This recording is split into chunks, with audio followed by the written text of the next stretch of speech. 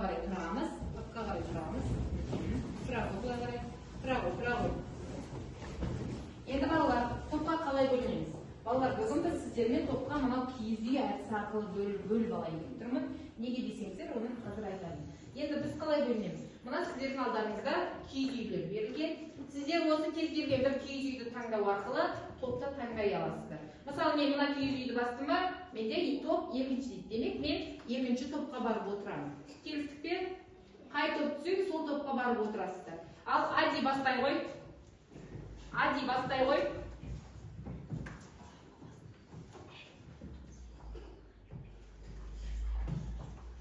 Ади екінші топқа барып отыра ғой. Тамаша балалар, жарайсыздар. Енді отырып болған болсаңыздар, бірінші біз қазір топтарға ат қойып алайық. Бірінші топ сіздер ми тобы боласыздар, ұмытып қалмайсыз. Ми тобы, екінші топ сіздер жылын тобы боласыздар, үшінші топ сіздер жүйкелер тобы боласыздар. Топтарымыздың атауларын ұмытпаймыз. Енді балалар, жаңа біз сіздермен киіз үй әдісі бойынша топқа бөлініп алдық, иә? Енді неге киіз үй әдісі бойынша топқа бөліндік? Себебі бүгін біз бағалауды мынандай киіз үйлер арқылы жүргіземіз.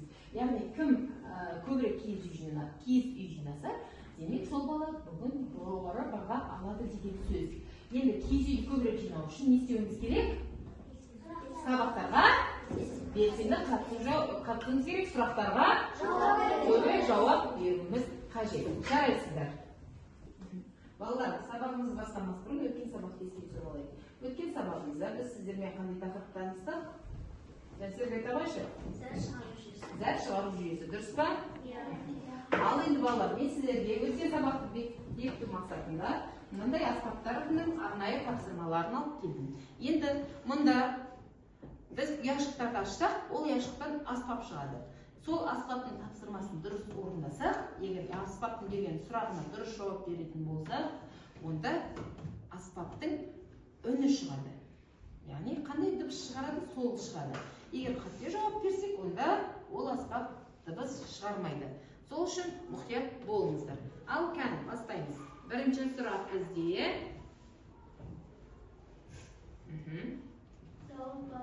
Қандай аспап екен? Дауылпаз. Ал енді кәні сұрағын көрейік. Зәр шығару жүйесінің қызметін ата дейді. Ал бейбарыс айта ғой. Зәр шығару жүйесінің қызметі ол қанды тазартып және де қажет емес заттарды шығарады. Дұрыс па? Ал кәні сізге бір ұпай. Келесі, екінші, қандай аспап екен көрейік кәні?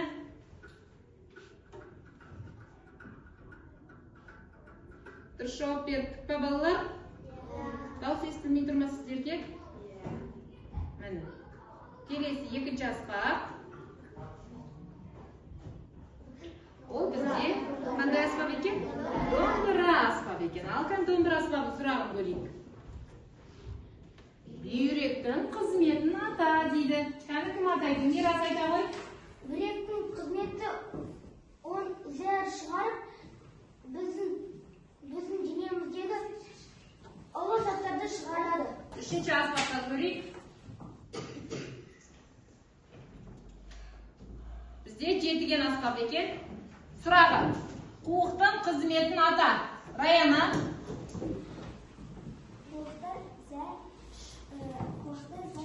Уақытша жиналып шығарады. Не арқылы? Қуық арқылы. Зәр қуық арқылы сыртқа қайта шығарылады екен. Яғни қуықтың қызметі зәр жинайды екен. Келесі аспап. Жауап дұрыс па, тексеріп көрейік. Дұрыс па екен жауабы? Дұрыс екен. Тамаша. Келесі. Төртінші аспап бізде қандай аспап екен? Қоңырау екен. Қоңыраудың сұрағын көрейік қазір. Несеп ағардың қызметін ата. Несеп ағардың қызметін. Раяна. Несеп ағар түтікші тәрізді мүше. Несеп ағар түтікші тәрізді мүше. Одан не істейді? Оның қызметі қандай? Оның қызметі беріктен қуыққа барып апарылады. Не жинайды? Зәр өткізеді. Яғни несеп бағардың қызметі дәл өткізу екен. Тамаша, кәлі Мирастың жауабы дұрыс па тексеріп көрейік. Дұрыс екен. Жақсы балалар, біз өткен сабақта есеп түсіріп алдық. Енді бүгінгі сабағымыз бастамас бұрын біз сіздермен ширату жаттығу, яғни миға бұйрық бер ойынын ойнап алайық. Мен сіздерге қазір бұйрық беремін. Сіздер сол іс-әрекеттердің барлығын жасайсыздар. Бірақ жылдам жасамыз керек. Келістік пе? Бастаймыз ба? Бастаймыз. Ал көзіңді жұм. Көзіңді аш. Оң қолыңды көтер. Сол қолыңды көтер. Құлағыңды көрсет. Мұрныңды көрсет. Шапалақта. Жарайсыздар. Аллар қазір біз не істедік? Бұйрық берді. Ал енді сіздер қандай топ болыңыздар жаңа? Ми тобы болдық. Сіздер жеке жұлын ба? Жұлын тобы болдыңыздар. Сіздер жекелер тобы болдыңыздар. Ал енді балалар қараңыздаршы. Ми, жекелер, жұлын. Осы үшеуінің бүгінгі біздің өтетін сабағымызбен қандай байланысы бар? Жеке жүйесін құрайды. Яғни біздің айтқан ми, жұлын, жеке бұлар нені құрайды? Адамның жеке жүйесі құрайды. Тамаша. Демек балалар, бүгін біз сіздермен жеке жүйесі қалай жұмыс істейді деген тақырыпта сабағымызды бастаймыз. Ал енді оқулықтарымыздың 37-ші бетін ашамыз. Келесі екінші суретке назар аударамыз. Екінші суреттегі балалар не сезінді? Кім айтады кәлі? Екінші суреттегі басқа? Аделина. Екінші суреттегі балалар қауіпті сезінді. Қандай қауіпті сезінді? Өйткені қаз балаларын қорғау үшін балаларға шабуыл жасады. Яғни өзінің балапандарын қорғау үшін шабуыл жасады. Дұрыс па? Дұрыс. Ал отыра ғой. Келесі Зере. Олар қауіптен қалай құтыла алады? Балалар қаздан Қашылып құтыла алады. Дұрыс па? Дұрыс. Тамаша, жарайсыз. Отыра қойыңыз. Келесі үшінші суретке қараймыз. Үшінші суретте Эврика не сезініп отыр? Басқа? Аяру. Эврика шаршаған сезінді. Шаршаған. Не себепті? Себебі ол біздің сабағын кешіктірді. Яғни оның орындайтын тапсырмалары көп. Яғни ол қандай сезімді бастан өткерді?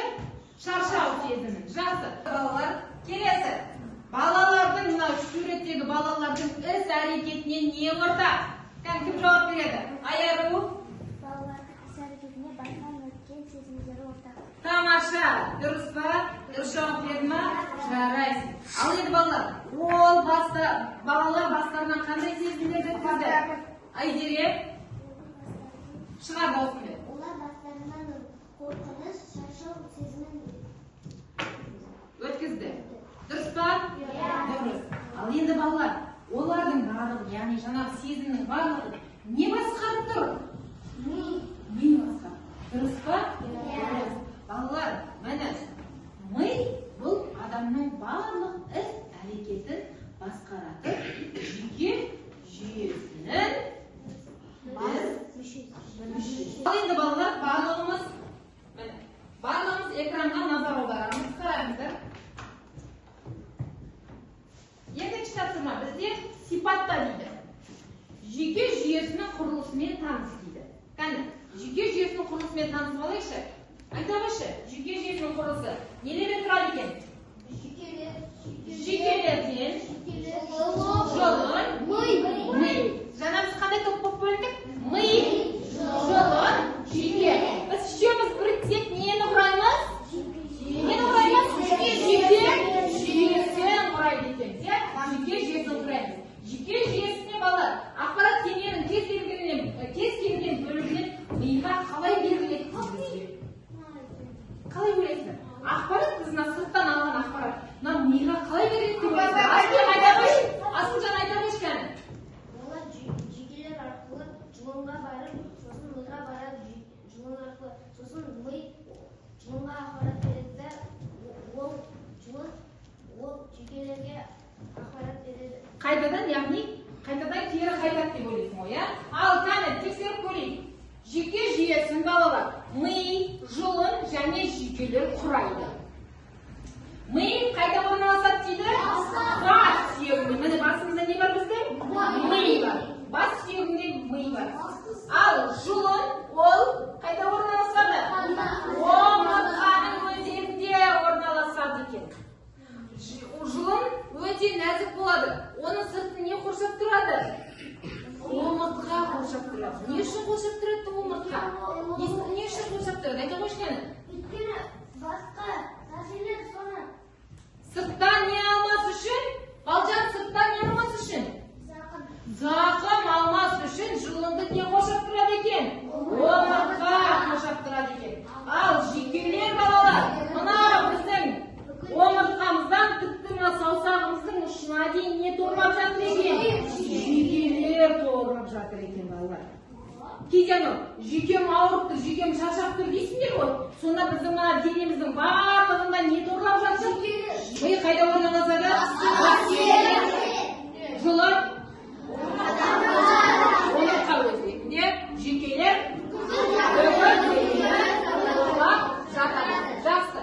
Балалар, адам миының есте сақтау қабілеті әлемдегі ең мықты компьютерлердің жартысынан да мықты екен. Компьютерлердің жартысы ол толса өшіп қалады ғой. Ал адамның жартысы, яғни адамның есте сақтауы, ол сенің анау кішкентай бала күнінен бастап қартайғанға дейінгі іс-әрекеттің барлығын не істейді? Адам миында есте сақтайды. Яғни оны қолдап өшіру мүмкін емес. Сол себептен адамның есте сақтау қабілеті барлық компьютерлердің жартысынан да мықты деп бекер айтпайды. Келесі. Міне қараңыздар. Енді балалар, қазір біз сіздермен зерттеу жұмысын жүргіземіз. Ол үшін бізге ортаға маған келеді бір 3 оқушы келсін. Келеді, қайсысыз Раян келе ғой, Балжан келе ғой, Үнжу келе ғой.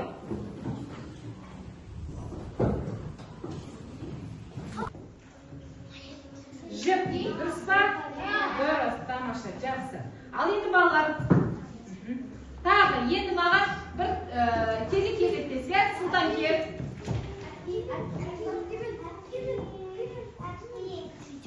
Және Раян әкем.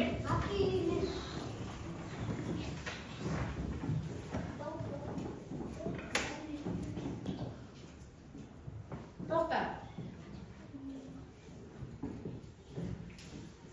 Енді бұл балаларға біз балалар заттарды емес, енді сусындарды дәмін ажыратуды тапсырамыз. Кез келген біреуін ала ғой. 4 сенің алдында 4 стакан тұр міне. Кез келген біреуін ала ғой. Ал. Так сөйледі қазір қандай су екен? Тұзды су дейді. Кел ғой.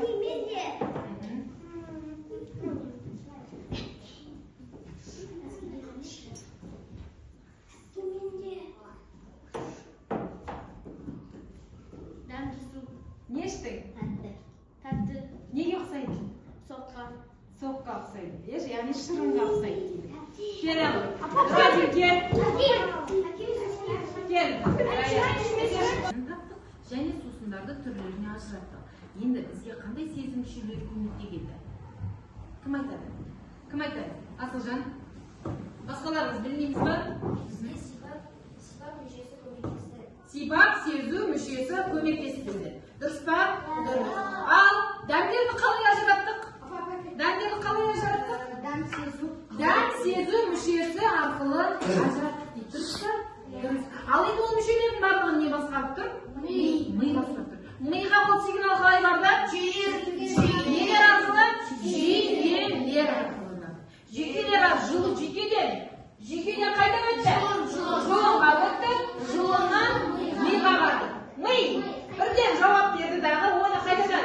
Жұлынға жіберді, жұлыннан қайдадан? Жүйкелерге жіберді. Сонда балалар, адамның барлық жүйке жүйесі ағзаның барлық мүшесінің қызметін реттейді және қоршаған ортамен байланысын естиді, қамтамасыз етіп отырады.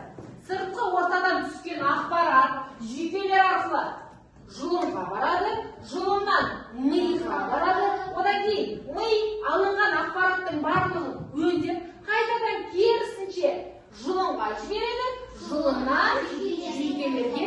жібереді. Жүйкелер тиісті ақпаратты тиісті мүшелерге бағыттап, әрі соған сәйкес әрекет жасайды. Мысалы, ыстық су. Қолыңды сен байқамай ыстық суға салдың. Сосын не істейміз? Жоқ, не істейміз?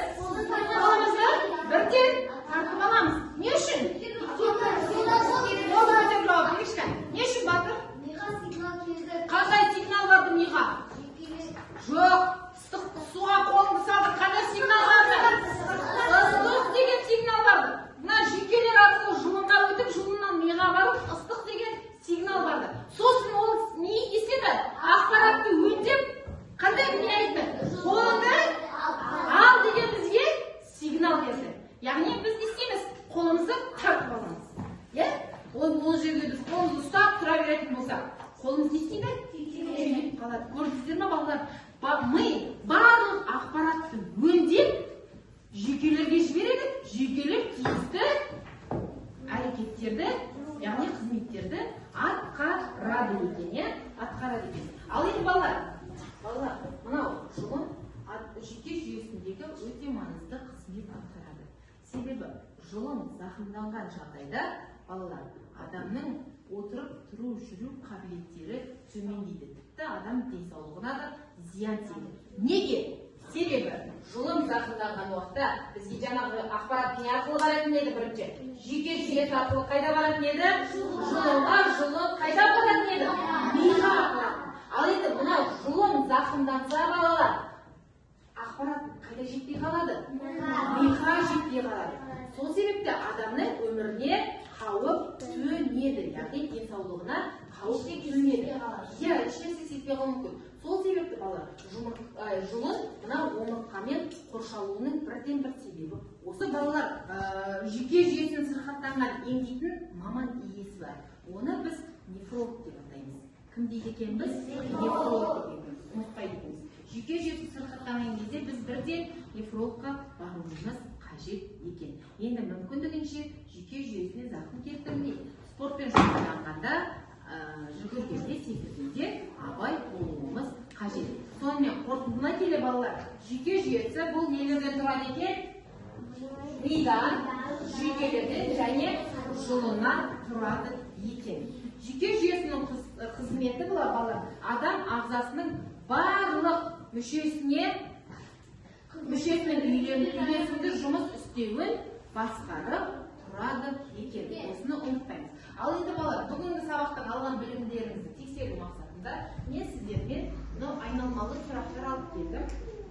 Осы сұрақтарға жауап беру арқылы сіздердің бүгін сабақтан алған білімдеріңізді тексереміз. Кім келеді маған? Ибас, келе қойшы. Шығасың.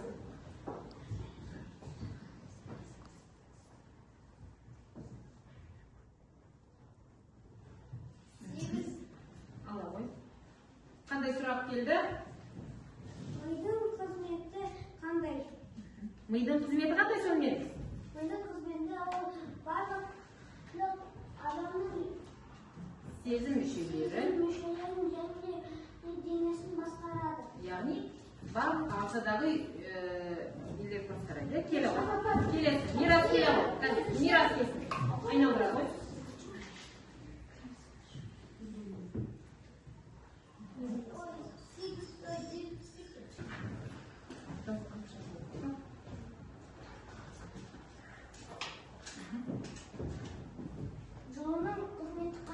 Жұлынның қызметі қандай?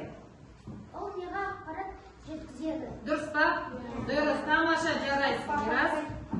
Апай, мен шешесің, Сұлтан келе қойшы. Сұлтан бүгін өте белсенділігі төмен болып бүгін Сұлтанның. Айналдыра ғой.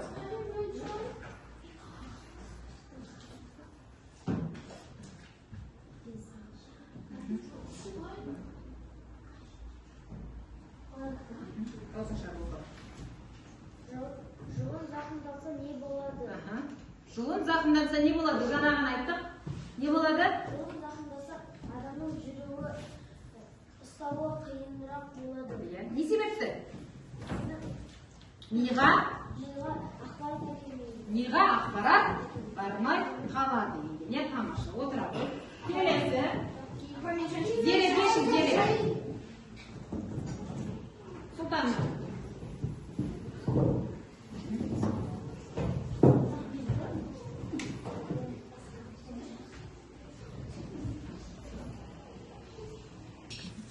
балалар, мұнда жүйке жүйесінің сәйкестендіріп шығасыздар қызметіне.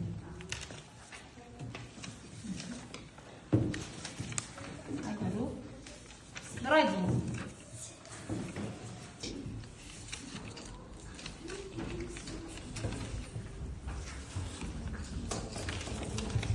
Раяна. Söyleyеш,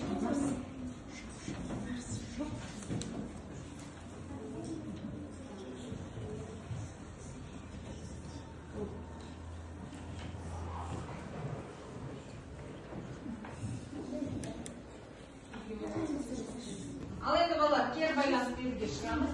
Егер бүгінгі сабақта сіздерге бәрі түсінікті болса, бірінші баланы басамыз. Егер сұрақтарыңыз бар болса, екінші баланы таңдайсыздар. Егер сіздерге бүгін сабақ түсініксіз болған болса, онда үшінші баланы таңдайсыздар. Келі, Айзереден бастайық.